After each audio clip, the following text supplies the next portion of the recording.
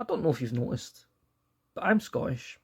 I talk about science, food, and all the weird and wonderful bits in between. So the fact that I've not talked about haggis yet is frankly criminal. So let's go. Haggis is one of the most famous and misunderstood foods on earth. It is a traditional Scottish dish made of sheep's heart, liver, and lungs, minced with oats, onion, suet, and spices, all packed into a sheep's stomach and boiled. I know, that sounds pretty damn intense. But it's basically crumbly, spicy meat pudding. Think less Frankenstein and more savoury oatmeal sausage. Now, the idea of cooking offal with grains goes way back. Romans were doing it, and every culture has some form of nose to tail cuisine. But Scotland has made it iconic. Why is this? Well, it's because haggis is cheap, hearty, and made from what poorer folks had access to. Add oats, the backbone of the Scottish diet, and boom, you have a dish that keeps crofters going on through long winters. Now, here's where it gets a bit funny, right? So, there's an entire made up animal called the wild haggis, invented to prank tourists.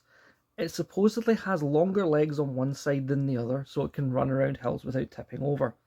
No joke, over a third of American tourists that have been to Scotland think it's real. We've been playing 4D culinary chess for centuries.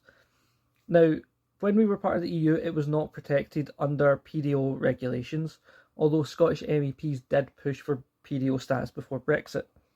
So maybe one day it'll get that kind of status, because the UK also has its own similar PDO regulations, or TSG, I think is the term. But you also cannot sell real haggis in the US because it contains lungs, which are banned for food safety reasons. So American haggis, it's like diet haggis. But don't knock it until you've tried it. And yeah, it's traditionally eaten with neeps and tatties. That's turnips and potatoes if you're not fluent in Scottish dinner. But it's also not just a Burns night thing.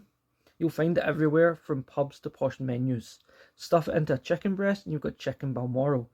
Or if you go to the chippy in Scotland, you'll probably find it battered and deep fried, because it's Scotland, of course it's going to be battered and deep fried. So there you go. Iconic, nutritious, surprisingly delicious. Got another food mystery you want decoded? Hit me with the hashtag AskJack in the comments, and as always, keep questioning and exploring.